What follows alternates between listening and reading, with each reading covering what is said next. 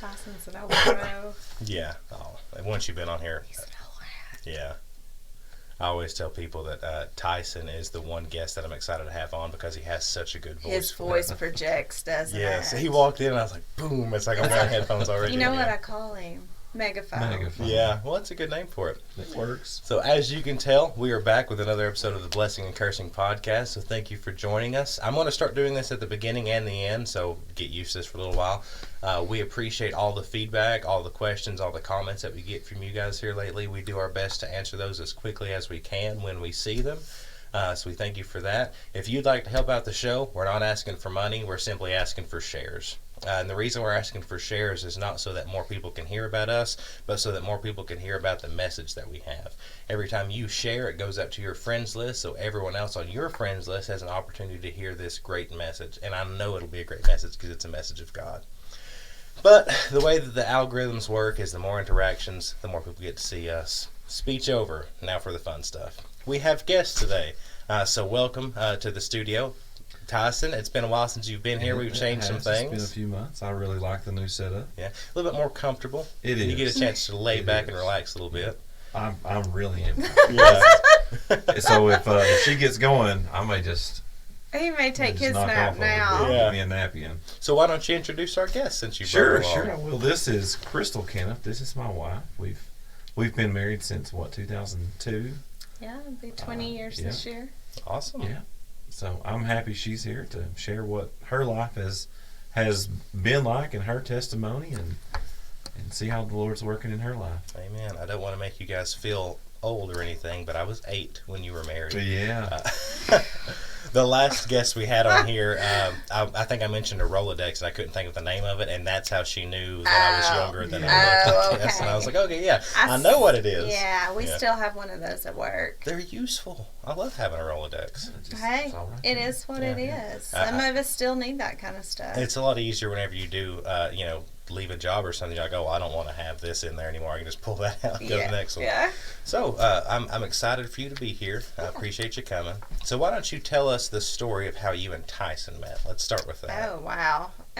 Well, I feel like I would say that I've probably known Tyson for a long time, but our friendship really blossomed more, I guess, in high school. It was my senior year and it was his sophomore year. Oh. And we had a 4-block schedule. So What school was this? This is Midway High School. So Okay. we had a 4-block schedule. So you had 2 classes in the morning, 2 in the afternoon. And we both had an art class and maybe, was it an art and PE class? 2 and 3. And so he was somehow in there with a bunch of seniors. I don't know how. Yeah, that might give you some indication as to my level Yeah, of studies. his I was academic, prowess there. But, we just got to be really good friends. Sure. He's a really, really sweet guy. So it just so happens, the funny thing is he had braces. So did I. So did a friend of mine in high school. Mm-hmm. And we're at the dentist or orthodontist, and we would go together. We would drive because we could drive. And Sure. his mom had brought him one day, and we're like, look, Connie, hey, if you don't want to take off work, we'll just bring him with us. And there you go. And, so we would take him with us. We would stop and get a handy burger for lunch or whatever. Yeah. And The only kid in high school happy he had braces at that time. Sure was. so he excited. would sit in the back seat, always in the middle. It was kind of funny.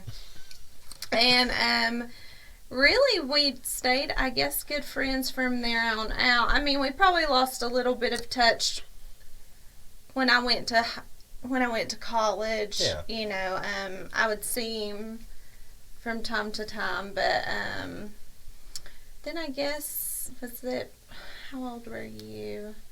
19. 19, and I would have been about 21 when we really started kind of like connecting back together. Yeah. And eventually I actually said yes to a date with him, which was a pretty big thing because I didn't really want to date a younger guy. Yeah.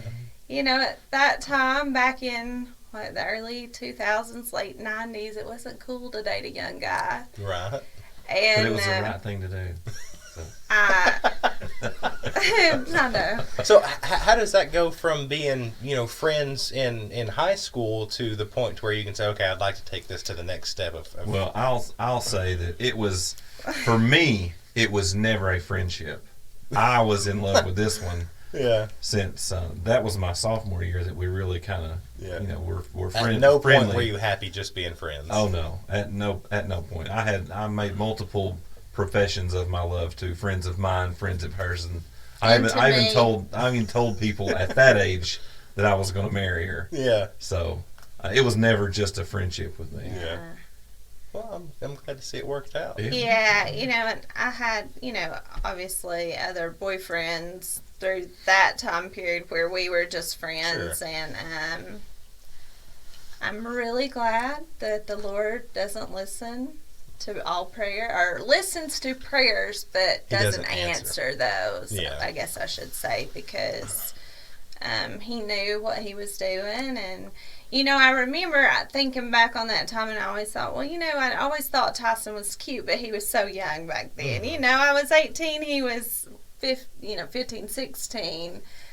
So, in high school, that was, I wouldn't have dated him in high school just because I know, as stupid as that sounds. Anyway. Yeah. It was, those high school relationships, they just don't always work out. From our first date, we were never apart after that. No. Awesome. We really weren't. We went out in January of 01. Yep. And we've... Actually, funny story. December of 2000. We're good friends. We're hanging out. Anytime I go somewhere, I'm talking to Crystal, and hey, you want to go with me? Or she'll sometimes do the same, and she says, hey, what are you doing for Christmas? And I said, we're doing the family thing, just normal stuff. She says, well, I've got to go to this party. And I was like, well, do you want me to go with you? And she's like, yeah.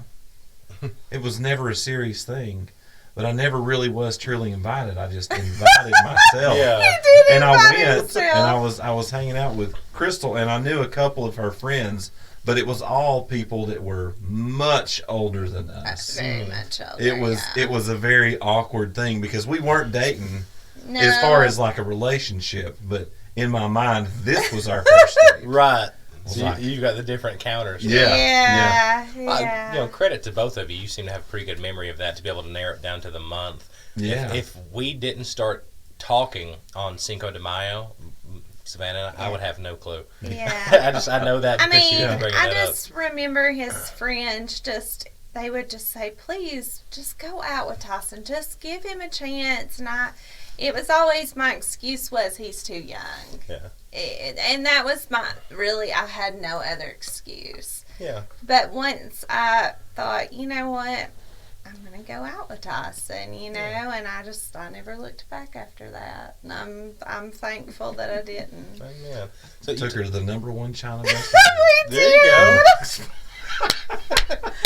Into the movie. And we seen a movie. Oh, that Something was with too funny. Mel Gibson in it. I don't know. It was What Women Want. Yeah. I think What a was good the movie. I know. At the West Town Theater. Yeah.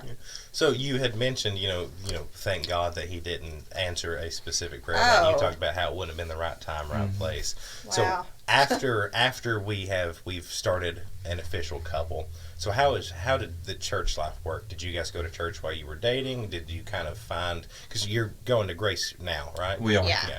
So how did you come there? So, and what has your church life or your walk been? So that would have been another kind of crazy it's a thing, is coincidence. we were always members of the same church. Even before we were members of Grace, we went to Shiloh Baptist Church.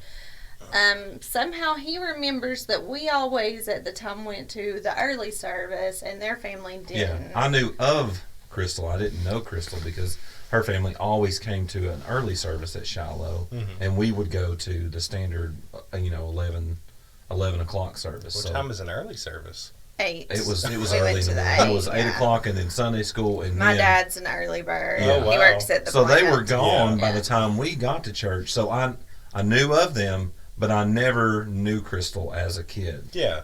Yeah. But we were always been members But of the same I always church. knew Tyson's family. Yeah. Our grandfathers are actually pretty good friends. Okay. Yeah, they're buddies. Yeah. Our grandmothers were really good friends as young women. They played basketball together. His mom and my aunt played basketball together. So our families are very, very Yeah. intertwined. Yeah. Everybody knows everybody and Yeah. has forever. So Yeah. Yeah, so as far as we would have started Shiloh together, and I don't know if we really, I can't, you'll have to help me with this. I don't remember if we went when we were dating or more when we started marriage, but I do remember Tyson being very, very intentional about us being in church as a couple. Yeah. Which I'm very thankful for. It was very foundational for us. yeah, it has been and still is. So at the time we got together, I will say I was kind of in a dark place. Just I never had a relationship with a lady that meant anything to me. All I had was my friends, and I was into what my friends were into, Sure. which were all types of, it was just sin all the time. Debauchery. All types of debauchery. And then, so Crystal comes along, and we start dating and hanging out, and I'm pretty sure you could probably ask, my buddies at the time. I intentionally kind of separated myself from those situations. There were just things going on that I wasn't comfortable with, and it created conflict between her and I. And I knew at that point that this relationship was the most valuable relationship to me. So once I was separated from, that lifestyle, we began to, kind of build a life for us even before we were married. Yeah. And it just went from there. And once we did get married, she moved in with me. I was living in an apartment over here in town, and it was one of those things that didn't come up immediately. It wasn't like, all right, we're going to church, but Yeah. It was. I think we should return to what we've been taught, and what we know, is the Lord. It's time for us to, as a couple, to get back into serving the Lord. Yeah. So it was shortly after we were married that we went back to Shiloh, and we started going to church there as a married couple. Yeah. So did you always grow up in the church setting, or did it come kind of? Yeah, so we, from my earliest days, I want to say we may have went to Salem when I was a really small baby. My grandfather's a pastor. He pastored a church in Sweetwater. He was a pastor in Oakdale for a long time. Sometimes I would go with them, and apparently I would sing for the congregation. I don't know. I can only imagine what that sounded like, but apparently they loved it. It was always a small church, but Shiloh was our home church, and it was our home church until we had until we had our split that led us to Grace. Sure. And I always grew up with a very Christ-centered, my mom and dad. Obviously my dad grew up being a preacher's kid. My mom, her mother was just a very, this is, I guess, one of my most favorite memories is, I was probably about, I can't remember my actual age, but I was either 7 or 8 when I was saved. Amen. And I was staying with my grandmother. That's my mom's mom. She died back in 97. But she would keep me and my cousin. I've only got 3 first cousins, so pretty small little family. Sure. But she would keep me and him. And I've told Tyson this story many times. She had these 2 recliners that would sit it was like a one room, it was a kitchen and a living room, and then the recliners kind of divided where the living room started. And she always had this like coffee table and had this big Bible, and it was always opened up. Mm-hmm. And I just remember that day, I told her that I wanted to give my heart to the Lord, and I remember her getting down in the floor with me and, kneeling with me and praying with me. And so she was just always a woman of such great faith. Yeah. She just, I don't know, I'll never forget her funeral. We were, I was 18. I was, had just graduated high school, and the amount of people that came through her funeral, and I'll never forget. I know this is crazy, but there were people from the Long John Silvers in Harriman because they would go eat there, but she had touched these. Yeah. That was who she was as a person. Sure. And I thought, these people found out that because she had died of lung cancer.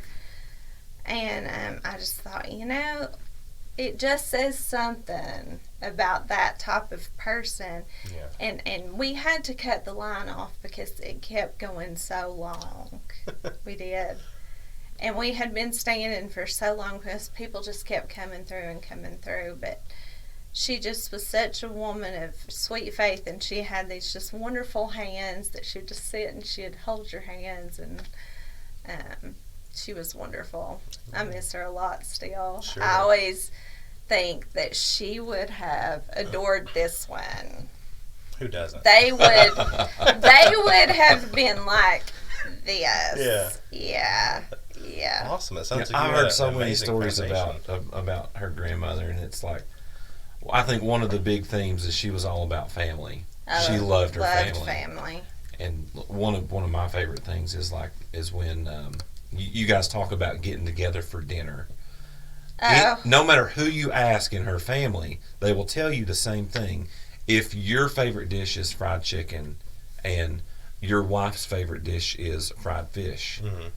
the table's going to have fried chicken on it. It's going to have fried fish on it. Oh, wow. If somebody else's mac and cheese and somebody's potato, whatever you like, your favorite thing was going to be on the table. Yeah. Every time you sit down to eat. I was Wow. picky growing up. Same. And she was a wonderful cook. Yeah. Wonderful cook. But I would only eat mashed potatoes and peas. Only person in my family that eats peas except for my kiddo now. Yeah. That's his favorite food. Henry has the same palate as Crystal. Yeah. Now, did you have to keep them separate, or would you mix them together? I mix them. That's the only two things I mix. Yeah. Yeah, right. So, she would always have them on the table. It didn't matter if it didn't matter if it went with the meal. If it didn't go with the meal, she always had them. Yeah, that's awesome. I think that's really a touching thing, because I think of, I hear a lot of, this is what we're having, eat it or don't eat. Well, and we're like that. Yeah. I'm like that, right? Because I don't want him to be picky like I am. Yeah. But it's like, I don't know, it was just a different time, right? It was just like this time where she had this oval table, and we would just, and I always think, I wish Tyson had been a part of my life back in that time. I love those kind of memories. I have the same kind of memories with my grandmother, my grandfather, of gathering on Sunday after church. We would always, my grandmother, she would always cook and have all the food laid out on this big, odd island that took up the entire kitchen. There was literally no room for anything else, just this island. Mm-hmm. But those are just such good memories. Being with your family, having big meals, and we just don't do that frequently anymore. It's a holiday. It's got to be some special occasion. There has to be a reason. Yeah. And that was for us, growing up, that was a weekly thing for us, or bi-weekly. Maybe it wasn't every week, but it sure did feel like it was every week as a kid. Sure. And it was good times, and it was good memories. Yeah. Well, nowadays with the virus, we have to be careful how we word things, because the algorithm picks up on it and cuts you off. For the past 3 years, you haven't even really had that stuff for holidays. Yeah. It seems like everybody's kind of been distant.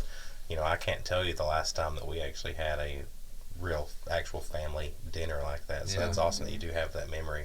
And it sounds like you didn't really have a choice not to have God thrust in your life, which is awesome. I love the thought of the entire family being hands-on in that, of the grandparents being involved, of the parents. That's beautiful. And my mom, she's a shining picture of Christ for me, I would say. She's just I've always said if I could be a tenth of the person that she is, I would be lucky. Yeah. She and she comes straight from my grandmother, and she thinks the same thing about her, and me, I'm thinking my mom's wonderful, and I just not that my dad's great too, don't get me wrong, but my mom's pretty special lady. I think, as a parent now, of course, one of my daughters is starting to understand me. The other one, all she knows is she likes food. So we're working on that. But I think that's a common trend in people, to where we always look up to our parents and we only see the best in them, and we admire and we strive to be, like you said, if you could be 1/10. And I'm sure, at least in my case, I look at myself and I'm thinking, if my kids could be 100 times better than I am, because if they're going to be, I want to be 1/10 as good as I want them to be. Looking down. Yeah. So I like to Works imagine both that the parents look down and think, I hope my child is so much better than I was at that time. Yeah, I love seeing those I things. I get that same feeling when I think about the life that I want for Henry, not necessarily the life that he's going to have, or the Lord's going to give him, or he's going to make and choose for himself. Yeah.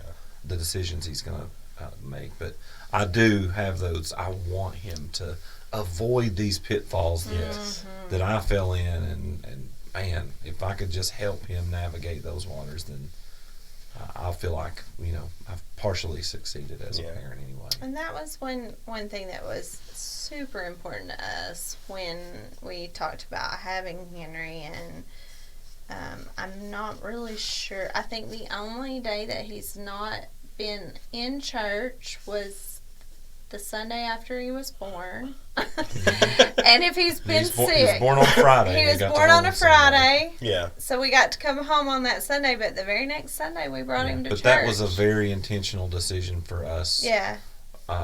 We were in church before he was born. Oh, he was with us the whole time. After he was born, that was maybe the moment that it was like, we are in, and it's not a, it's Sunday morning comes around and it's not a choice, and it's also just not what we do on Sunday. Yes. It's, we're going to worship the Lord on Sunday. Yeah. We're going to church. We're going on Sunday. to reset ourselves, And renew ourselves for the week. Yeah. Right. We have always wanted Henry to be in church. If the doors are open, we want him to be there. Yeah. Soaking in whatever he can. And to me, it sounds like you're not doing it in a forcing my child situation, but you're showing that it's worthwhile, that it's not a have to, it's a get to kind of opportunity. Mm-hmm. So I know you're very involved and active in the body. Do you have a role that you're a teacher? Well, I am. So I don't really teach, but I kind of assist him with Sunday school, as in I sit down there with the youth on Sundays and I, help him. Like if he's looking for somebody to kind of answer or prompt the kids or whatever. And I think I'm pretty good with the relationships with the kids. That's where my strength She's lies. a very good partner for me in any ministry that I've ever set out. She is an encourager. That's just who she is. And she was talking about her grandmother and her mother, and she's left out herself. And her aunts. If there's a theme that go along with the women in Crystal's family, it's service. Yeah. All they want to do is serve, and Crystal's no different. Yeah. She's always trying to help out at any point with any need that she sees. It's just, that's who she is. Just from that description, sounds like you have a more important job than Tyson does. Just because I can tell you from any time of trying to speak to kids especially, sometimes they do need help in that area. And also, at least for me, it's very hard to get a personality read or a relationship built with somebody in that era.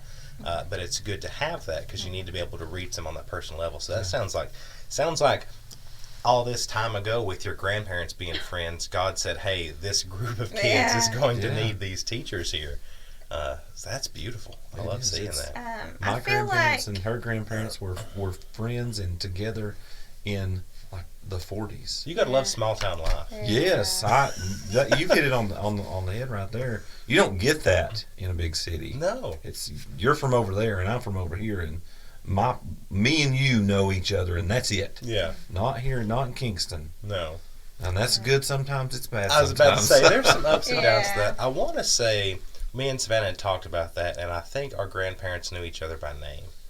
But you were talking about how much your grandmother would have loved Tyson. From what I have heard, and I guess Philip could jump in on this if he wanted to. Savannah's grandfather, I am basically a twice the size version of him in personality. yeah. He said, and that really means a lot. And hearing that, to know that the attributes that she saw and loved in him, she's able to kind of see in that, and to be able to see that family connection in there. And again, it's all God focused, because I don't think that God has happenstance. I don't think that God has, these, it's fine if they're over here and they know each other thing. I think he says no, specifically, I need this situation to happen here. So what do you do for work? Because I think that you have a little bit of a connection to something that just happened with us here. Yeah, so I am a radiation therapist. So I do cancer treatments at the Cancer Center in Oak Ridge. I've been there for 17 years this year. I've done it since, I think, 01's when I graduated. 01? I don't know. We've been No, together. you were married when you graduated therapy school. So 20 years I've been a therapist. Yeah. Our background is x-ray, but I went straight into therapy, and it ties into my life too. I was going to ask, how does dealing with people that I'm not seeing well people, I'm seeing people that have usually a pretty serious issue. How does that does that weigh on you spiritually, or do you find that uplifting at times because you get an opportunity, or? For me, I find it a blessing to take care of people I know, to take care of people I don't know. I guess you could ask Tyson. It just has me written all over it, doesn't it? I love my cancer patients. They are like our family when they leave. Every one of my coworkers are the same. Yeah. We love them. We hug them. I had one patient come back for a follow-up last week, and we sat in there with her in the room, and I just sat there holding her hand, talking to her like for 15 minutes. Yeah. They are, I don't know, I went in a rotation. You go, if you're in x-ray school, you go and you get to go to CT and nuke med and MRI, and you get to go do all those departments. And I went and I did them all, and I went over to Thompson Cancer at Park West. I was there one day, and I was like, this is it. This is it for me. And everybody always, asks me because they think, oh, that has to be so sad. And sometimes it is, but I don't really look at it that way. I look at it as being able, and if it is somebody I know, I think that they're in my hands. I know I'm going to take good care of them. It's like, if they're my community and they're coming to me, I'm going to make sure that they get good, the best care that they could get anywhere. Yeah. So, yeah. Dad just recently had his cancer, and from what we've gathered, this is how much I know about this. They did a recent scan on his numbers, which means something, and where they were at 24, he's down to a 1. So it seemed like the prostate removal went great. Hallelujah for that. Yeah. And from what I gather, he only has to have one actual radiation treatment, and it's kind of just to make sure there was no small, because whenever they I guess they took out some some other little piece while they were in there. Lymph node? Yes. Yes. And they did test positive. So Okay. they're trying to just cover all the bases Yeah. in that. But I remember whenever I was talking to you about this and I was kind of reaching out to the group for prayers, you were like, hey, if you go to Oak Ridge, I know somebody that's going to be, Yeah. kind of involved in that Yeah. situation. Yeah, anytime I hear of somebody, in my friend group or an associated friend group that are going to have cancer treatments, I'm like, if I can encourage you in any way, go to Oak Ridge Methodist to get your treatment, because the people there, and she's not fibbing, they love their patients. Yeah. And they truly welcome you in like a family when you go there. We heard It's amazing. it's not a funny statement, but the people at chemo, the patient was over there, and I guess they were saying, oh, y'all are so nice, and they're like, hey, listen, you think we're nice? Wait till you go next door. Talking about us! And we just thought that was the funniest thing.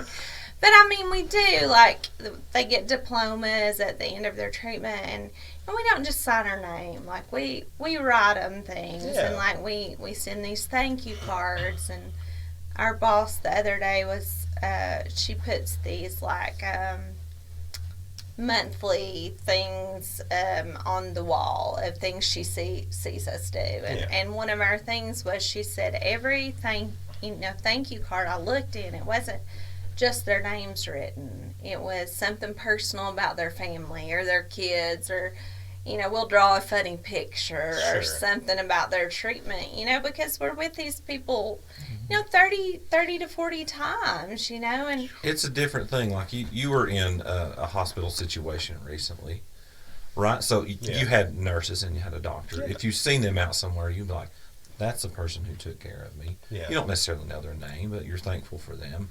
But we have been out and about hundreds of times. I'm not joking. Yeah. And we will be going through Walmart, and somebody comes up and bear hugs her because she took care of them. And it's nurses and people like that are very valuable. I'm not discounting them at all. But it's entirely different relationship that a radiation therapist builds with a patient, because like she said, it's every day for a month. Yeah. You have time to grow together there, and you just she makes a bond with people, and the other ladies and fellas over there, they do the same. Yeah. That's got to be such a crucial role in recovery, because I was in a hospital situation, and thank the Lord that it was very minor, and everybody that I was involved with was very friendly, kind, and I can't not be a little charismatic when I'm talking to people, and so one of my big things, I'm terrified of needles. So what a big fella! Listen, so like small. to the point that I'll pass out if I see them. So anytime I go into the situation and they say, okay, we're going to IV you, draw blood, whatever, I'm like, listen to me, very seriously. I'm not going to scream. I'm not going to freak out. I'm going to look this way.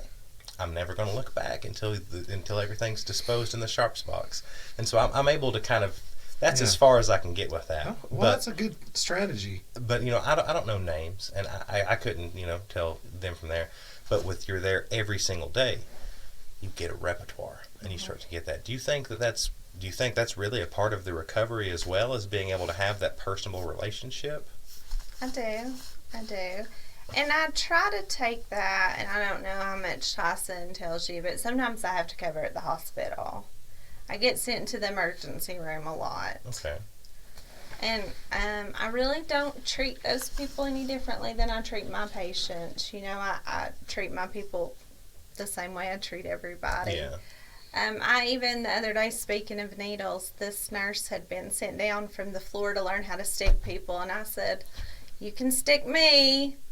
I know, And she comes home with this giant I've got a huge bruise on right her here. arm where she was. But in I there, was that just needle, like, don't pass out. I thought I've got good veins. Yeah. Yeah. Well, and so I do too, and I'm willing to let people do that. When I was I was in a first responder class in high school, and that wasn't part of it, but the guy that was, I guess, instructing was getting his paramedic, something like that, and I was like, dude, you need practice. I'm here for it. Yeah. Same rules apply. Yeah. This way, do all that, and I love to give blood just to be able to Yeah. Look Yeah. up, but this is my one thing you got to look Okay. at. But it does mean a lot knowing, at least from a patient perspective, like if you're able to be lighthearted with me, if you're able to cut Oh, up, have yeah. jokes, whatever it is, that goes a long way in how the rest of the treatment's going to go. And so when I was in the emergency room and the nurse that I had, you remember the conversation. I So remember the jokes we were cracking. Yes. the nurse was able to make jokes with me in that moment. Uh, So this really uncomfortable, and I wasn't a fan of it, emergency room situation, I was able to make a little bit easier to go along with that. So I think that's incredible. I think that's Yeah. awesome. And I don't know when Dad's treatment is, but Okay. hopefully you get to meet him and you get to, Okay, get to well, see and him Tyson can give me his name, Yeah. and Yeah. I can be looking. We'll make sure. and double check. Yeah, and I always let our doctor know too. If it's somebody I personally have a connection with, I Yeah. say, hey, this is a friend of mine coming. Just a little heads up. Yeah, So, and if you know Amaya and Bragan, that's his favorite people in the world. oh, So how cute. he probably won't want to talk about him, but he'll want to talk for 2 hours Yeah. about his grandbabies. That's so sweet. That's fantastic. So, what is new in your life?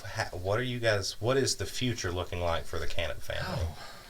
Future. I love asking the easy What's questions. the future look Oh, like? well, we're coaching. Yeah. We're co-coaching basketball This is right now. this is a This first is a for new. Crystal. Yeah. I always, will typically coach a team, and I've had various, assistant coaches. But this year, I just decided, I think what's best for me as a coach is to have Crystal as my assistant on the bench, Yeah. and it's because of these reasons. It's all these reasons. But let me Crystal ask doesn't Austin know anything this. about the sport. Wait. If you were gonna think, what was I in high school? Golf. Oh, Crystal's a golfer. No, no. I would have thought you would have got it off the bat. I don't see Phil? basketball. Basketball. Cheerleader. Oh yeah, Yeah. you have a bubbly personality. I get that. Okay, all right. Usually people She's a get that one. cheerleader. Okay. Anyway, so I Cheerleading wasn't a is sports actually the person. place where I fell in love with her. By the way. I imagine so. I think my mind went to golf because when I think of Midway, I of course think of May and Okay, Bragan yeah. golfing. Yeah. So I guess Yeah. that's how my association. That is. was way before golf was ever at Midway. We didn't have that. We couldn't spell golf at Midway. I had one Anywho. club and it was wood. Anywho, let's just say I never really played sport. I was really, really skinny. I mean, I don't know that I ever broke 100 in high school. Unfortunately, I have now. But Me too, twice. I was about to say I can't remember if I broke 100 in elementary So- school. I'm gonna be honest with you. Sports wouldn't have been my thing because I was pretty darn skinny. Sure. Yeah. Anyhow, so yeah, we're basketball. So she's helping me coach a basketball team. So, are you a fan of basketball? I At really least? like basketball. I didn't like cheering for basketball. That's a funny story because we had to cheer the girls' game and the boys' game. We were a small school. So if you were a cheerleader for football, you automatically were the basketball. There weren't separate cheerleaders. Like you were just, that's who you were. Really quick. So, describe Midway for the fans out there, because of course we know out here. Well, so, I graduated in a class of 38. There were 200, I think, in our entire high school at the time. And when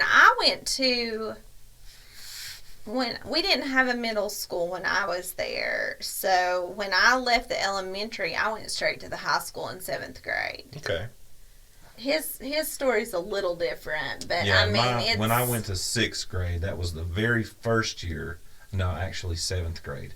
That was the very first year that we had an official middle school. Yeah. So I didn't have to go and be with 18-year-old boys that were going to beat me up. Yeah.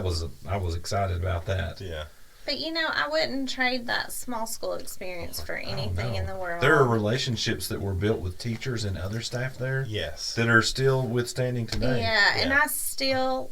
Well, we were just talking about Coach Langley. Yeah, oh yeah. That's Yeah, exactly what I love our school and I love our community at Midway. Yeah, I really, really do. I just want to bring it out there because, the people that I've talked to that have grown up in different places, the concept of having a graduating class of less than 1,000, let alone less than 100, is yeah. so foreign. Yeah. And so when we talk about small town life, it's not like Nashville has popularized small town life. It's like a legitimate thing. Yeah, I graduated with 38 people. I want to say my graduating class was 112. Were you at Roane County High? No, I went Harriman. Oh, Harriman. Oh, Yeah. okay. But again, 5 minutes from each other. It's not like Oh, there's a yeah. big difference in the. Throw a rock in Indian. It's the same kind of thing. In Roane County. Yeah. Yeah, I love that small town feel. Out of a school of 200, I knew every person personally. Like, there's not a person that you walk down the hall. From freshman to senior. You know their name. Yeah. Every person, I know their name. It's not like you went to your annual and was like, who's that? Yeah. It's like that. You may not have been besties with them, but like you really knew every person you went to school with. When you were talking about, if you were a cheerleader for this sport, you had to be for this sport, I was like, I understand that entirely. Yeah. And that's like when, playing football, if you played for this, you played for offense and defense. You don't have an option. Right. Yeah, there was like 8 of us picked. You cheered for football, and then, there weren't separate basketball cheerleaders and separate football cheerleaders. But I didn't play any other sports. Yeah. So Henry he's 11 now. So we're getting ready for middle school as parents. Okay. And just making it through elementary with a kid that's as good as Henry is a challenge. There's a lot of curveballs. Sure. They're just waters that you have to navigate, and it's tricky. But I'm looking forward to what that brings to Henry. He'll step mostly away from depending on us for everything into a situation where you start to grow up in middle school. That's so the time. He's going to be finding himself and figuring out who he is in the next few years. So how do you guys? How are you working on navigating that to where you're not having a bubble boy that's never experienced anything, and you don't want him to go out there? Phil talks about him being a bubble boy all the time. Yeah. So we'll use him as a reference to where whenever you get on your own, you're out on your own, but then you also don't want to just dangle him out there. How do you navigate that as parents? There have been definitely scenarios and situations in which Henry has been present and seen what the world looks like, but he knows the solution. He knows where to go. Yeah. And I've always told him since he was tiny, and we've already had very difficult conversations, that he can always come to me. Mm-hmm. I don't care what the topic is.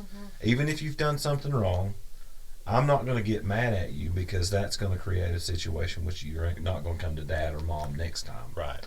But we're going to talk about it.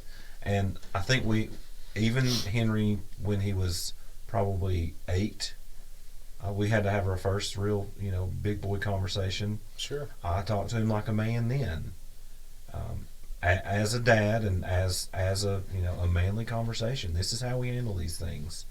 And for me, I didn't necessarily have somebody to have those conversations with me. So I've taken steps to make sure that we have that sort of relationship in which he can depend on me to be there. Yeah. No matter what the situation, even if he's done something that's really wrong. Yeah. Which he shouldn't do, and I hope he doesn't do. But I was a young man once, and I know what that's like, and I know what it's going to be like for him. And things are different now than they were for me, and even for you.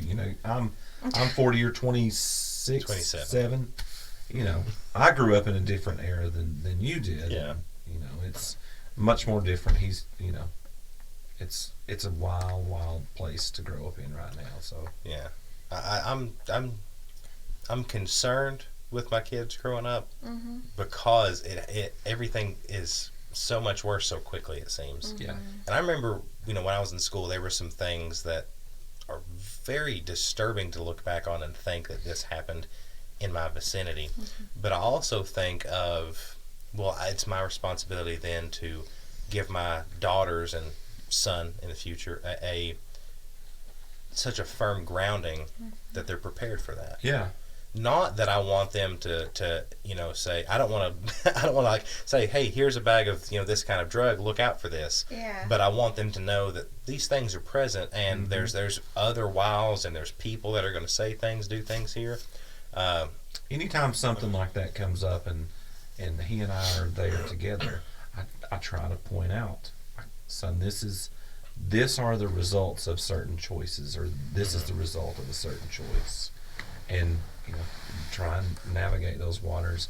I think it's always good to, if there's something that you're worried about in the future, let's make up our minds now how we feel about it. Yeah. So when I get there, or when he gets there, I've had a discussion with my dad, and this is how I feel about this.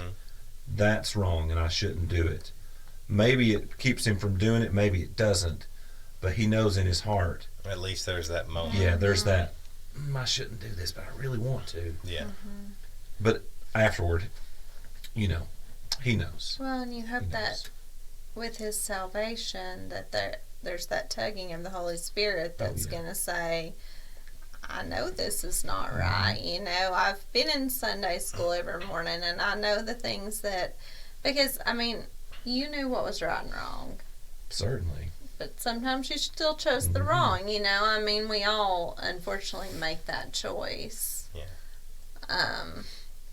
But, yeah, I want him to know, just like we know that there's forgiveness in Christ, that there's forgiveness in us as parents, and that he can come to us, just like we can go to Jesus. And that's what I was really hoping to hear, because we don't want to be the friend parent, to where whatever you do, just as long as it's here and you're safe.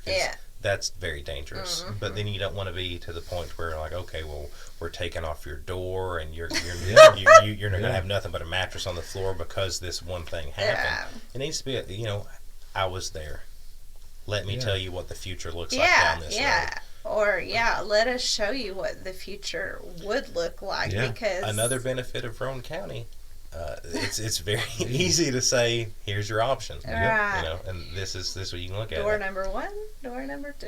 There you go. Yeah. And that's sad. So as coaches, co-coaches. Yes. Do what? Blessing. Cursing. There Blessing. you go. That's the whole thing. Hey, good job, Phil.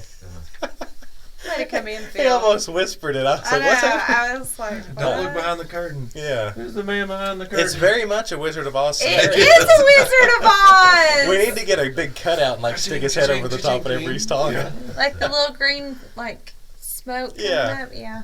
So I remember, I did not grow up in a church setting. I've always had the overshadow of God in my life, but we were never involved in a church. It took a friend inviting me to church to even get introduced to the concept of who Jesus really is outside of just stories. But I remember that every single coach that I've had, from t-ball to high school football, was a really amazing man of God. And I don't remember hardly any of them outright talking of, hey, Jesus this, but they lived that. And I was able to see that and go from there. We've had Ronnie Stockton on here before. He was my basketball coach. I think he was the second one I ever had, all the way up until, I was friends with his son in high school, involved. And then Coach Langley, he was never my direct coach, but he was always there, and you could always see that with him. And then Derek Stewart, I don't know if you know him.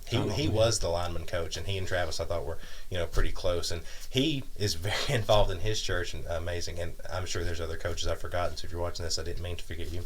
But do you feel, I don't want to say stress, but you kind of feel the pressure of being that kind of role model for these kids? Or do you think that this is what you were born to do, baby, bring it on, let me shine this light, everything I do? I'm going to speak for him. Sorry, buddy. Yeah, go ahead. But I think that he does a wonderful job of being a coach for these young kids. There you go. I think he is one of the best coaches out there. He is a wonderful encourager for the young kids. Yeah. He's great at teaching them the techniques and stuff, but as far as the youth league coaches go, maybe I'm a little biased. I don't know, Yeah, but I mean, And my dad's in that circuit too. I know Tyson and I know his heart. Yeah. And I know his love for the kids are real. I know he cares about those kids. And his light for Christ shines when he's in those roles. Yeah. Like, Well, it I really see that. does. I see what we do with Midway Youth League. I talk a lot with our president, and he feels the same as I. That's a ministry. You know, you have a ministry. You know, we don't preach and we don't teach Jesus to them, but it's like you say, we provide an example, Yeah. and I want to show each kid that they're important to me, they're important to the team, That they mean and something. they mean something, Yeah. and they're valued on the court and off the court. And you know, my number one thing when I open a season, I talk about respect, and respect for yourself, and respect for your teammates. Yeah. And if there's ever any negativity towards a teammate, you know, we step aside and we talk about it. Yeah. It's living Christian values intentionally that I try to put in front of these kids. Yeah. But that's how you really have to do it, because unfortunately, the way that the world is now, you can't overtly express those views. Yeah. So you have to do it kind of like you're in China and you're hiding from the Yeah, camera. right. Kind of Style. underground. But you have coaches in your life that are going to yell and get in your face and spit and cuss.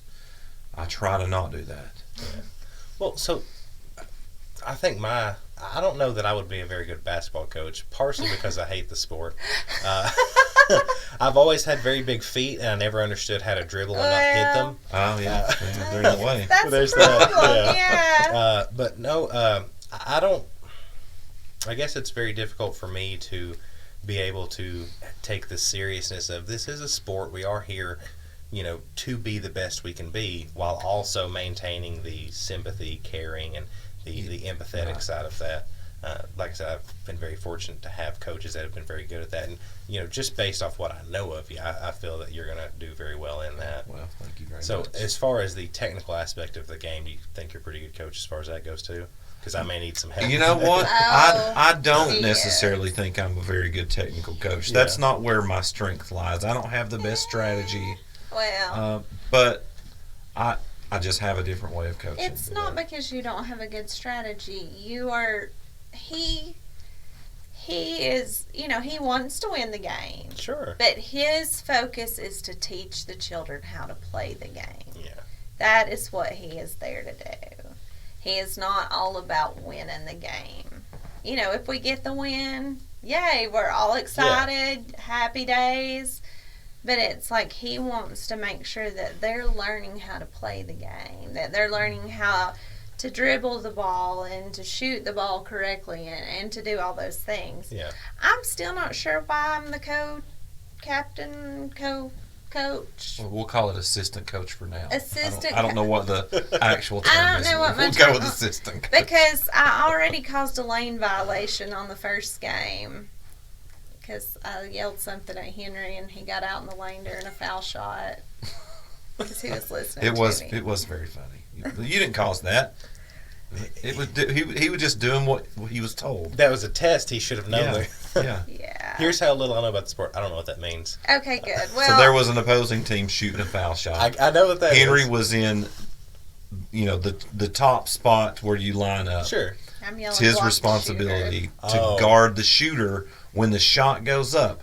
Box out the shooter. Yes. Because a lot of times the ball will go up, Go it'll in come and get off the the front of the rim, right back to the shooter, and they get a shot. Yeah. Which happened. All the time. Which happened because Henry, hearing guard the shooter, jumped in there right as the kid was shooting the ball. Blow a whistle, the kid gets another shot, Yeah. and then he was like cautious. The kid shoots. Henry's still He standing stands there. there. Ball comes right back to the kid. 2 points. Mom didn't do so good on her first game. Well, Things happen. Just is what it is. You did a good job. Yeah, You did everything I asked you to do. There you go. I'm sure not going to get in anybody's face though. Well, and that's not what you're there for.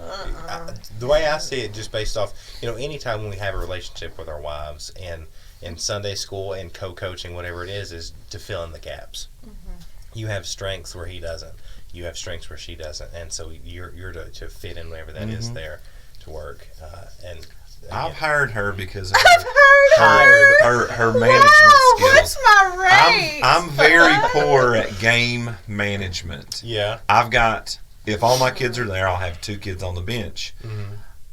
It's my goal to make sure that everybody gets to play, gets valuable time. I'm not looking for if you're the best kid, sure. If you're the best player, you're going to get as much time as anybody else. Yeah. You lose time. Like, you're Right. just... I get focused and I get, my goals in mind and what I want this kid to do and this kid to do. And I forget how much time there is on the clock, who's on the bench. So I've asked Crystal to be my game manager. So you're good at saying, hey, we need to cycle out. We need to get these kids in now, there. when it comes to time management, that would be one of my bigger strengths. She Well, there you excels at go. time And management. I am not a procrastinator. And I am. There you go. So you work out That's perfectly. probably our biggest beef, maybe, Yeah. is Tyson's procrastination. Yeah. But he comes by honest. It's a family trait. It really is. Yeah. I love him though, but yeah. I'm a procrastinator. Yeah. Oh, yeah. But I just feel like there's a right time to do things. Here we go. I've got a list of things to do. If I have heard this, If I one knock time, out 14 things on my list, it just boom. Everything's right back to the top. There you go. But if I put them in order of when things are due, I can knock out this one and it just click. I click. clear my list every day. Yeah. Yeah. I am I type clear- A. One thing. You wait till it's in front I'll of wait you. till it's due and then I do it. There you go. No way. No way. I couldn't. No. I can't live That's my how- life. that's how I can't live my life. I can't live my life. That's how I that live my way. life. Like studying for Sunday school and stuff. Yeah. As a Sunday school Saturday teacher. night. So See? moving through my week, I like to know what the lesson is gonna be. I like to read a scripture or two, and then Saturday night, I like to read the scripture, understand everything, and Sunday morning it's at 6 a.m. I'm up and I'm planning and praying and writing my Sunday school lesson. I can get behind that. Very similar in that. I'll read nothing to do with anything the entire week, just whatever the study is. Saturday night, might read a little bit more. Sunday morning, I'm actually, okay, what are we talking about today? Yeah. That's just going to go down. That's just how I've always done things. Our youth group was big enough, we had it split into girls and boys. Mhm. At one time, we had quite a larger... We probably had, let's call it 7 and 7. Yeah, and so I decided to take the girls on my own and just do some more, like, young women studies. Female-focused stuff. Like, the minute I got home from church, I would write out my lesson for the next week. Oh. Yeah, right. I mean, that's just the... How do you like, what did I... Because I have this written like, down. What does this mean? For me, it will weigh on me. Sure. I will fret about it. I fret about if there's clothes in the dryer. Like, I fret about if there's dishes in the sink. I think I was maybe telling Phil I was sorry that the house looked bad the day he came to get the TV. I'm pretty sure. Yes. Yeah. Yeah. Did you see anything out of place there, Phil? I was like, I'm sorry, Phil, you've had to come through the laundry. It's it was, if you ever go to my mom's house, it's the same way. Sure. I mean, my grandmother's house, same way. I come from a long line of it. Well, again, you balance each other out. That's true. We do.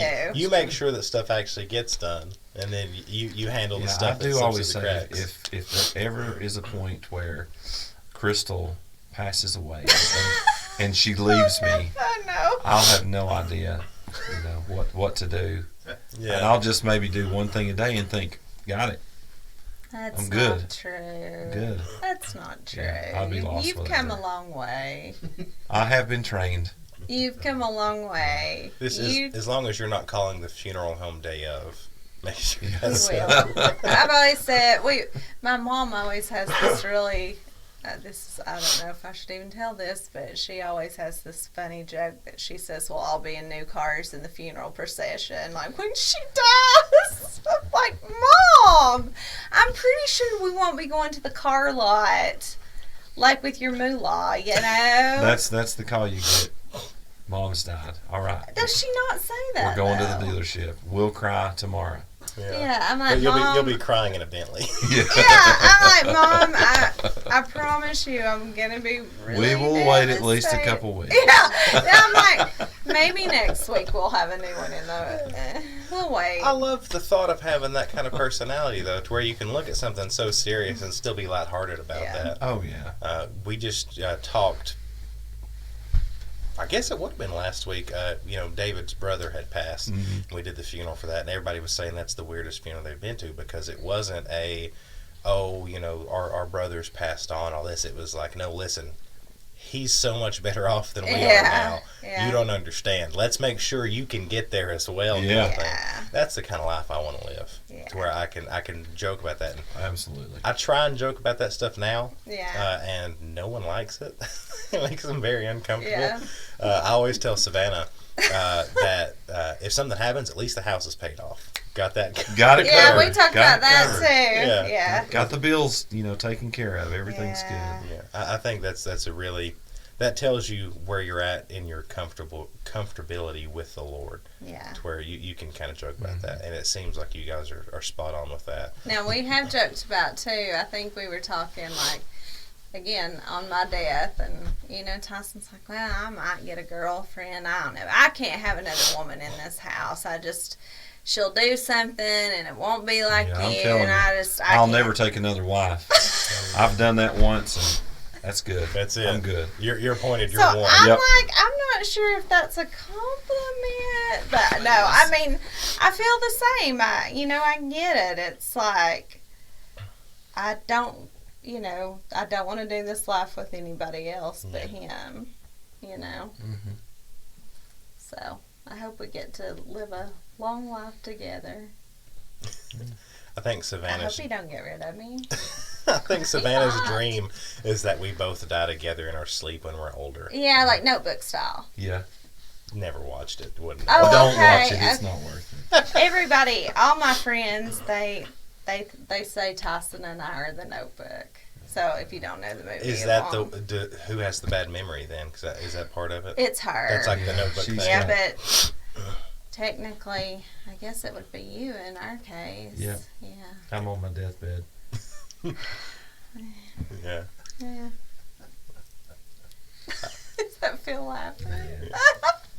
He likes to interject. I'm surprised he's not come out here yet. I know. I'd like him to come Sometimes out and talk to us. I'll purposefully dance around a subject, Mhm. knowing that he's back there. Like, why is he not asking this? Why are we not Yeah, pursuing yeah. this? Just to try and Just get him rip out the here. curtain open. Whoa. Yeah, he will too. He will too. The wizard Yeah. will come back from the curtain. I think he's locked in today. But that's really awesome. I'm glad we finally got to meet. Yeah. Like I said, Tyson's talked about you quite a bit here and there whenever he makes a trip in. Yeah. And I'm really glad to finally meet you. Yeah. And I'm excited to so see. glad to meet you too. I'm excited to see what the future looks like for you guys, because I knowing Tyson and knowing you now, I don't think that midway basketball and Sunday school is the limit for you two. I think that you have far too much potential for that going forward. So I'm just excited to see what you do for the Lord for that. Amen to that. Me too. Yes. Speaking of Me which, too. you've got another little project you've been working on with a brother, haven't you? Or how's Well, that going? well, we got one podcast in. It went very well. We recorded a second and weren't exactly comfortable with the content. Not that it was outlandish or anything. It's just what we didn't feel that it was helpful to an audience. Sure. And then right after that, Nate he kind of jumped in both feet to barber school. So our Times. schedules, they don't exactly line up now. And I don't know if that was, if we were eager to do it, a little too eager to do it and jumped in too early. Mm-hmm. Or, the Lord just said, this is not the thing that I need you to be doing right now. So we've talked and we're calling that quits for now. Sure. But, I may do something in the future. He may do something in the Do you future. still have the equipment? I sure do. Can you record audiobooks for me? Yes, I can. That'd be a good little side project for you. I can do Just it. read books, man. Yeah, I can read books. Is he like a? Do you know who Keith Morrison is? The name sounds very familiar. The Dateline guy. Yes.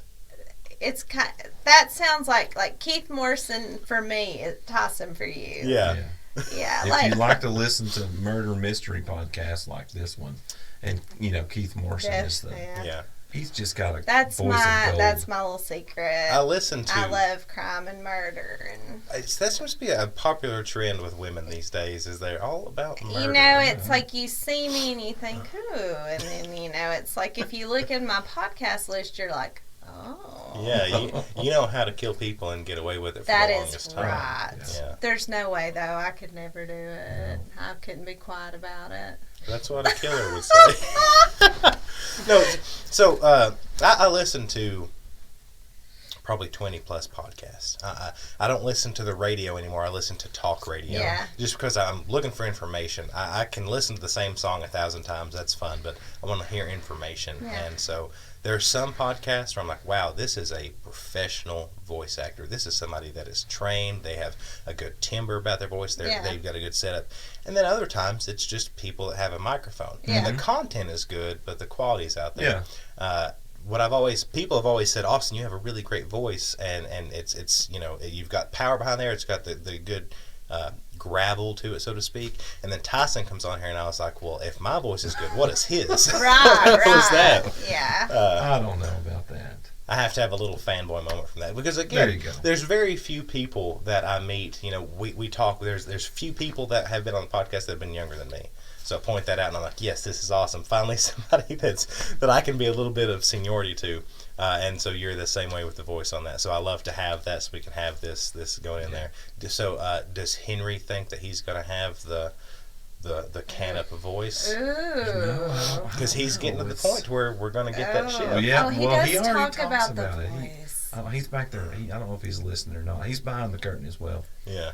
But he likes to talk about it. He said, "Did you hear my voice crack?" He does. No, but I didn't. But we'll get there. Yeah. My mom, she comments on Tyson's voice all the time too, doesn't she? She does. What is it she says about you? There's no telling. She's so funny, but she'll say, Tyson called me today.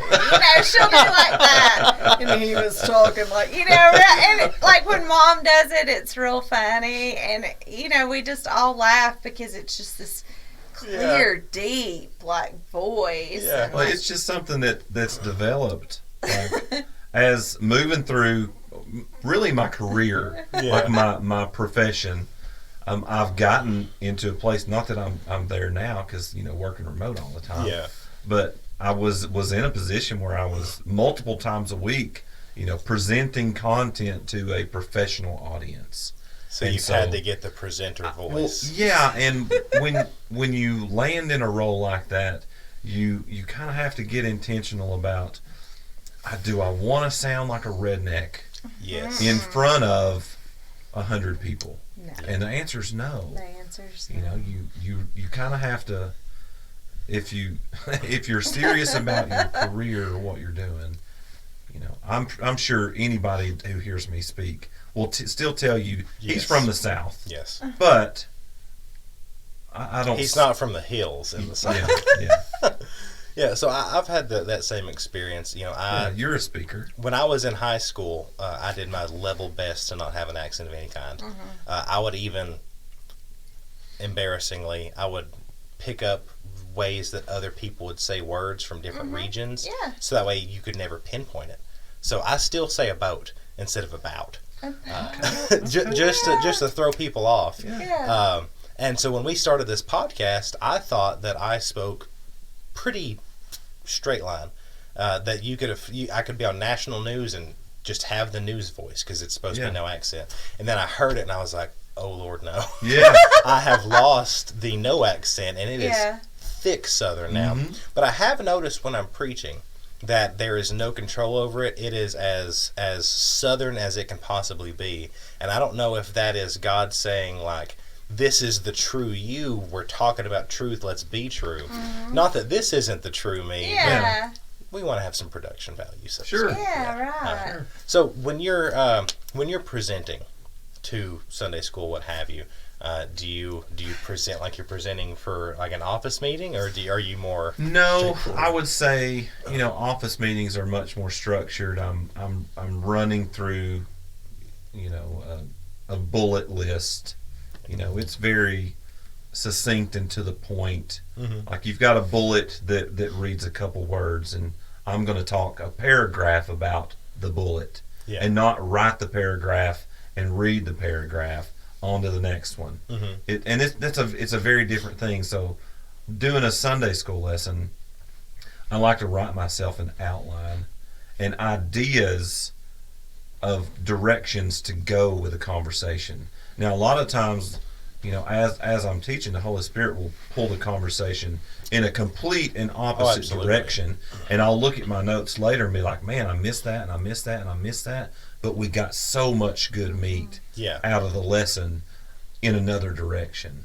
So it's really two different things. I don't really stray from my plan on a work presentation, but a Sunday school lesson, the Lord just takes it where He will. I only ask because when I was in a speech class, you write out an outline, you write out your speech, you go with it. Our teacher never made us turn in the speech, just the outline. And I learned very quickly that I can't memorize 4 pages worth of work, but I can memorize an outline pretty quickly. So I would never actually write the speech. I would do an outline and I would talk off that. Okay. And when I first started preaching, that's the way that I would go. I would say, okay, well, we're going to talk about this chapter. Here's some highlights, and I would type out the full sermon. And embarrassingly, Philip will tell you, and if you watch, I pray you don't, it would sound like I was reading from a script. And then I remember the one day when it shifted and what I had written was illegible, and the page I had marked I couldn't read anymore, and I just fumbled through, and I saw one that I could read, and I began to speak, and it began to come out. And I think that it's encouraging to see that we can still have that liberty in the Spirit to go off what we think we're supposed to go with and go with what God's telling us. Well, a lot of the times, I'll handpick scripture too that backs up not the point that I'm trying to make, but the story that I'm trying to tell to these kids. Sure. But as we navigate a conversation, because I teach Sunday school kind of like a conversation as well, I'm always looking for input back from the kids, and if not the kids, I've always got this one to pull from. I'll ask a question that I know the answer that she's going to give, and I can go a different direction. But sometimes he says, "Don't answer." Yeah, because I can see her. She's like, "I know the answer." I'm that girl that wants to It was Noah. I want to answer so bad because I know. Do you have a hard time getting responses out of kids? Oh, Certainly. yes. Yeah, because I think that we have hard times getting responses out of adults a lot of times. So what kind of tools do you guys use to not, because you don't want to just answer every question. You want the kids to have critical thinking skills. You want them to know these things. How do you I don't want to say force that out of them, but how do you get that out of them in a godly way? In your experiences. So for me, I'll have a question, and I'll write a couple of answers to the question. I'll ask the question, and I'll give my answers, and then I'll say, "What else?" And then if it's silence, I'll say, "What else, Austin?" Yeah. I call people out specifically by name. Yeah. Like, if I'm not getting what I need to move this conversation along, I will encourage you to. But get in the game.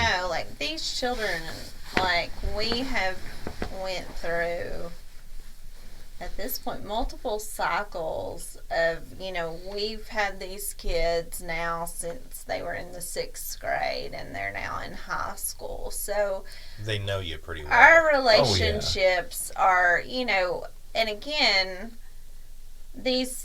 their parents are people that we've known forever. Now we do have some new members who church is growing. There's lots of new kids coming in, and it has been truly a blessing to be a Sunday school Yeah, teacher like it's these days. We've had some new kids, but it's so I hate to use the word weird, but it's like they've always been there. Mm-hmm. They don't feel new to me anymore. Mhm. Like two of our youth are my family. They're my cousins. Makes it easier. It does. He gives them. Yeah, especially usually. when you call them out and say, "Hey, I'm not asking you for an answer. Yeah. I'm telling you, Yeah. you better step up and say something." Yeah, but most of these kids we've had, they come to us from the 6th grade, so it's 6 to 12, and we even have kids who we don't have a college age class, and that's something we've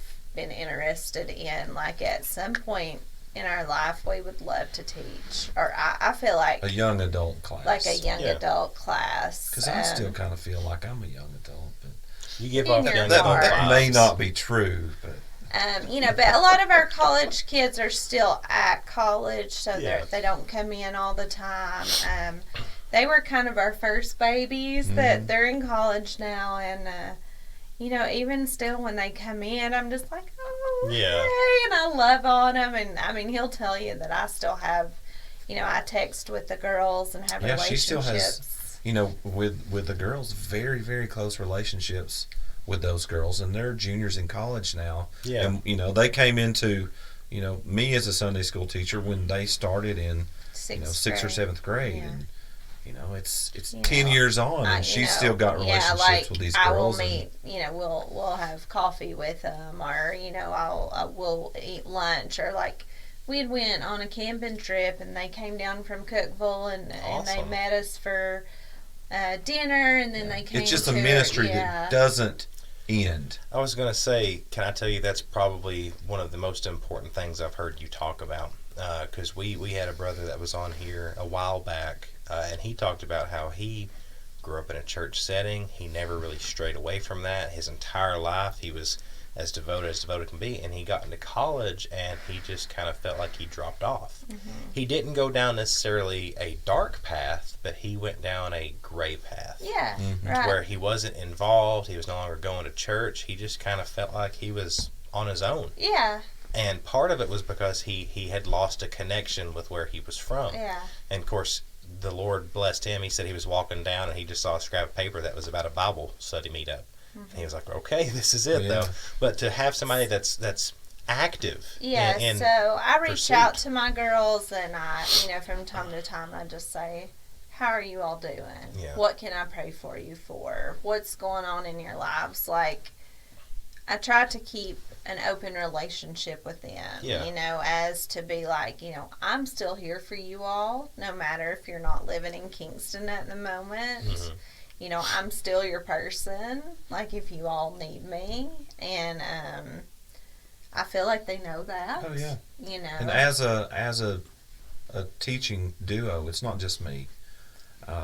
We've always let them know, and I've always been an open teacher, that whatever you're going through in your life as a 7th, 8th grader, 11th, 12th grader, a college age kid, there's nothing that you're going to do, no situation that you're going to encounter that I'm not experienced with, that Crystal's not experienced with. So it's, even though we're just a Sunday school teacher to these kids, we still kind of hover in a parent kid type relationship. I don't think you can ever just be a Sunday school teacher to a kid unless that's all you want to be. Yeah. And I do think you do have a pseudo-parent relationship because you look at them as your spiritual children in that. And I got to tell you, that is such a crucial thing. More important than anything is to be able to have somebody like that. And to, you talked about with your son, you say, you can talk to me. No matter what it is, we can have this conversation. We need to have this conversation. To have that with these other kids too that may not have that at home, or may not have that opportunity, or may feel they don't, is very important. So when the serious issues arise, and I'm sure with the amount of time you've been involved and with the age group that some issues have arisen, what is kind of the step one? I've come to you, Tyson, with this issue that I've seen, experienced, been a part of. I think step one for me is it's all a personal value thing. Is I don't care what you've done. Mm-hmm. You're valuable to the Lord. Mm-hmm. He loves you, and we'll probably spend a brief time talking about sin in general and the resolution for sin. It's so as this thing that you're thinking about or this thing that you've done, was that not already accounted for? Is that not already paid for? Why are we struggling so bad with this? Yeah. The Lord loves you. He's already paid for that sin. Forgive yourself and let's move on. You're valuable. You have got work to do as a Christian. Let's figure out how we can get you back on the path so you can do that work.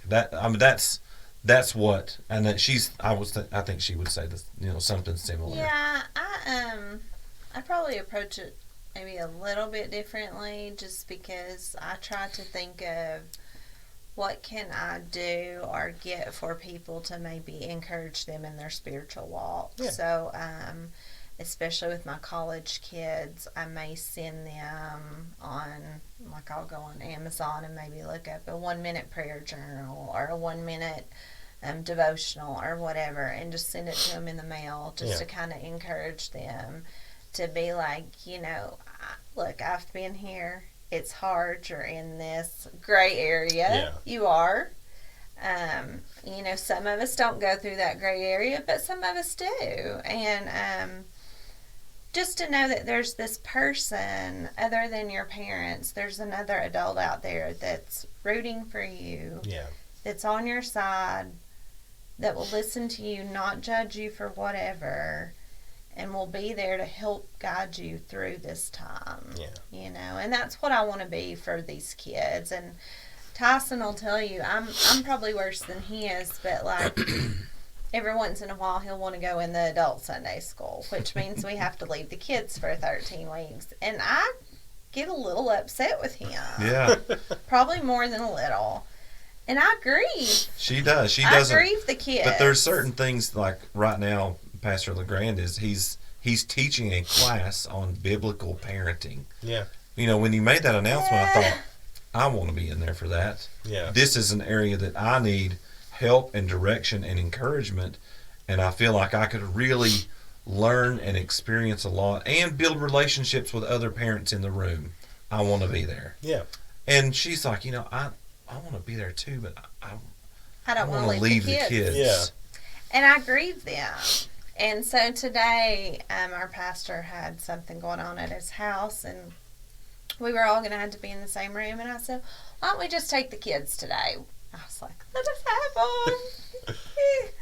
So we went down, and we didn't have a lot going on, and we just played.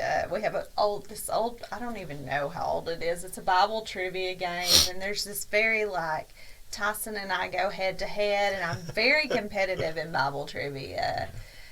And it was just such a fun time being with them, and I enjoyed so we got getting a to little spend a reprieve little time to with go back them. and spend some time with the kids today. But although it was really unplanned do. and I didn't have a lesson because there was supposed to be another Yeah. teacher and we were supposed to be in class. Yeah. We still were, Crystal's like, let's take the kids. I was like, okay, let's go. I mean, it was that, or they were going to have to sit in an adult class, and I thought they grieve us leaving as well. Tyson, he's like, well, and I'm like, no, I mean, we have a bond with these kids that the other adults don't have. Yeah. There's a difference. That's just the place that that the Lord's placed us, That's the roles that we play, and I'm thankful to be in the Lord's toolbox. That's really that's all I want to do. I'll be honest with you, I never would have placed myself in that role. I never would have placed myself her flesh on the fought praise against that team. when I just when it, oh yeah, I horribly our old it. Pastor Paul Wood.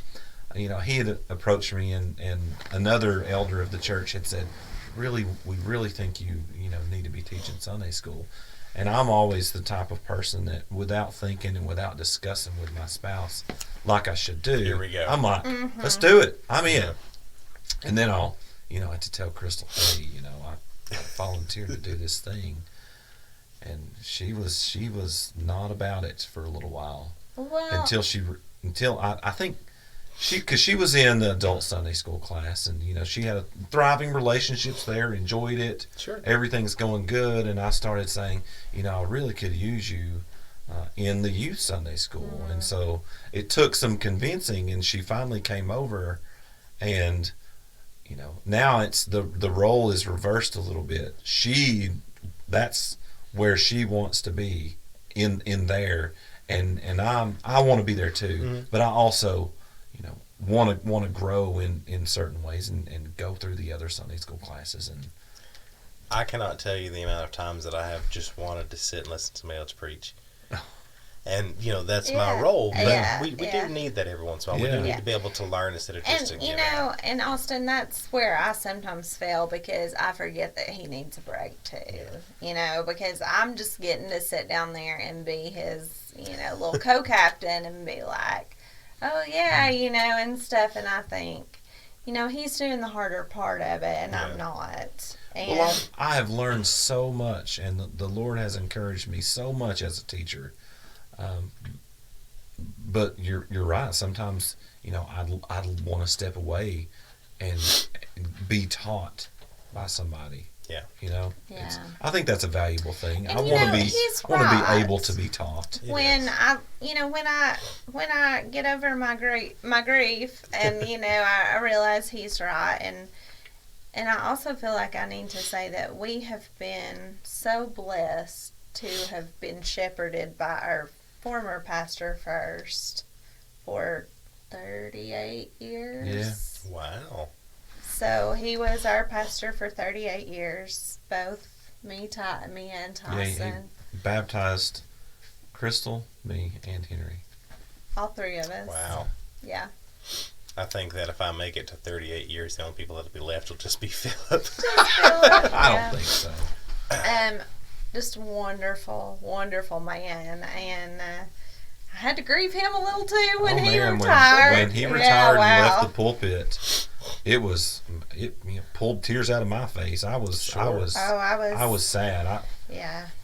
We love them. Henry was sad. He still talks about Pastor Paul, but LeGrand has been wonderful. I call him an old soul for such a young guy. He's got an old soul, but him and his family, they are sweet. And I feel like Tyson and I have talked about this a lot because we'll hear people on the show and I'll think about, how they talk about coming to salvation later in life. Yeah. And to me, it's it's very different for somebody who is saved when they're 7 or 8 and they grow up in the faith. And, I'll say, Tyson, like, why do they want me on this podcast? I'm not really that interesting. My story's not Everybody this grand thing, That's or what whatever. she was saying, like when Phil said, hey, you want to be on the podcast? Let me talk to Crystal. She's like, why would you want me? There? There's nothing interesting about me. Do you want to know why? So, we aren't here to pull out miracles. We're not writing like Luke, so we're going to draw out all these things. This is strictly to show the diversity of the kingdom. And your story is amazing because it's a God story. We all play such a small part. And yeah, we've had drug addicts, we've had people that have been in prison, we've had people that have essentially had no flaws at all, except for like maybe a minor moment of doubt.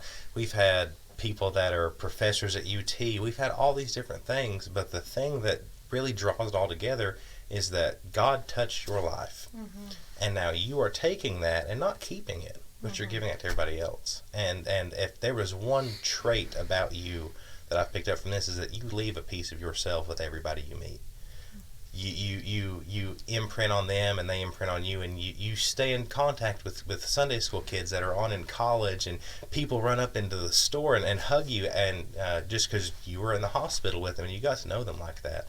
And to me, if that's not one of the most Christ-like things I've ever heard of, because I can tell you that every person Christ met, they kept that. Mm-hmm. Whether they realized in the moment this is the Messiah or not, this man brought something to me I didn't have before. And to me, it sounds like you're doing that all over the place. Thanks, Austin. Yeah, I say it all the time. That's her mission field. I can tell.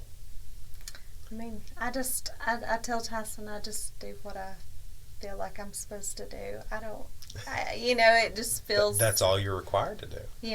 I just do what I feel like I'm supposed to. Yeah, and I can tell you that the desire to not want to do that when it's first presented is a very familiar one to me. Mm-hmm. I always tell people I was thrust into the pastorship because I did not want it. Yeah. But once I'm in there, you're like, oh no, this is exactly where I need to be. This is exactly what God has for me. We've spoken before about you and your Sunday school teaching and how I would love to be able to get more Tyson.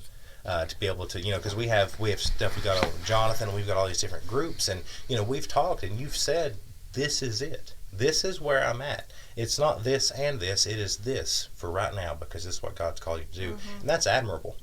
Because I think as believers, we want to stretch ourselves as far as we can go, and to be able to do as much as we can. And sometimes that's not what God wants us to do. Sometimes He says, "Just be here for a little while." And then He may say, "Come over here for a little while." He may say, "Go to the adult Sunday school teacher." For a few weeks. Right. And me dragging my feet because I don't want to leave the kids. Maybe that's a little motherly instinct too. Because I'm like, well, will somebody else take care of them? Like I take, because Sure. I'm the one who's like, we'll be at Costco, and I'm like, oh, let's get like because they've got those nice breakfast goodies, and I want to get breakfast for the kids to take on Sunday morning. I like to do little things like that for them, or I still do like ornaments with them every year and stuff like that. And I'm thankful He pushed me out of my comfort zone, out of just being a participant in a adult class to being something I didn't know I was supposed to be.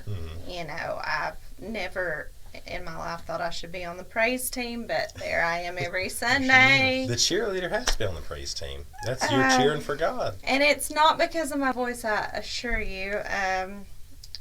The pastor's wife said it's because I smile a lot. So I said, okay. She asked me enough times, and I couldn't tell her no anymore. So there I am. But I just every Sunday I just think, just let me glorify the Lord with what I have. I don't have a lot to give up there as far as my vocals go, like He does. Beautiful voice. I'm sure you've heard him sing. I have. Came here and sang him. Yeah, he's beautiful voice. A couple times. Yeah. So I had a great opportunity. Another friend of mine, he is he's kind of stepped into a not a pastor role, but he's preaching every week. This is the president of the youth league at Ponders Gap. I don't think it's a mission.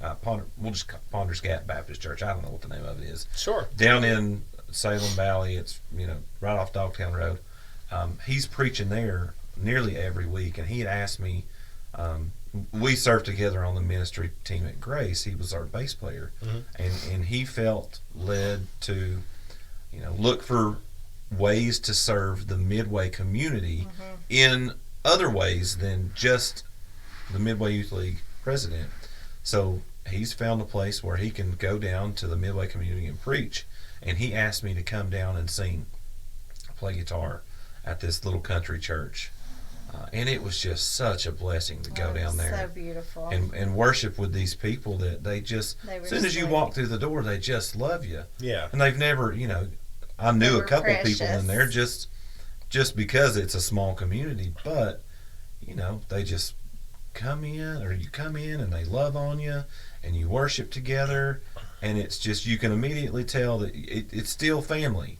It's all the church. Yeah. And it's not the building, it's not the place, it's the body. people. It's the body. It's a great thing to.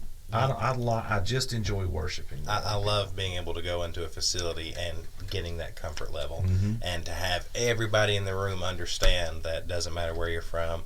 Yeah. You are the body of Christ. It was such a beautiful. It was maybe it was during December because it was Christmas time. Yep. It was a couple probably Sundays before Christmas, but such sweet fellowship. Yeah. It was just this tiny church, and the acoustics in the church were beautiful because it was just wood floors. Oh yeah. So it's a very old church, so the distance from the back door to the pulpit, 25 feet. Yeah. Everybody's in there real close, and it's Yeah. just, man, you don't need a microphone in the place. It just, You don't need an amp. When that building was built, they didn't have it. right. Yeah. That's what they made that. Right. It was made intentionally. It was a beautiful service, and And, I appreciated being there. Our pastor now has brought new songs upon us that we haven't really heard, and he had brought this song for us to sing as our closing hymn, and it's called Turn Your Eyes. Yeah, turn your eyes. And it's a take of Turn Your Eyes Upon Jesus, but it has if you need to listen to it if you've not. I'll send it to you after this. Beautiful. And so he Sure. sang that in this church, and it just, it was just God, the sound in his voice, it was just beautiful. It just Yeah. was banging off the walls. It was, Yeah. it was It's awesome to sing in my that friend place. Brittany, which would be Isaiah's wife, she was just, she's crying, and, it was just nice to fellowship with them again as Yeah. well. Yeah. Yeah, because we definitely miss worshiping Yeah. with them on a weekly basis, but it was enjoyable. I love doing stuff like that. So. Yeah. Well, we're glad to have had you here today. You've really Yeah. blessed us, and thank you for that opportunity. Any closing thoughts, statements you want to get out there?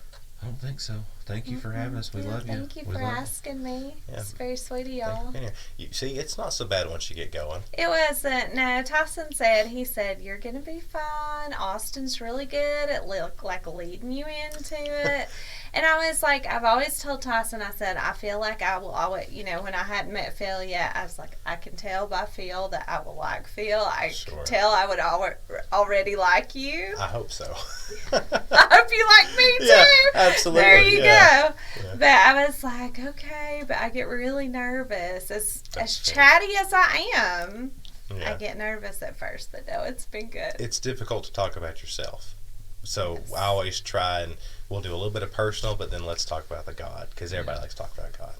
But thank you. It was awesome, Yeah. and really appreciate you coming on. Appreciate you coming back, brother. 100%.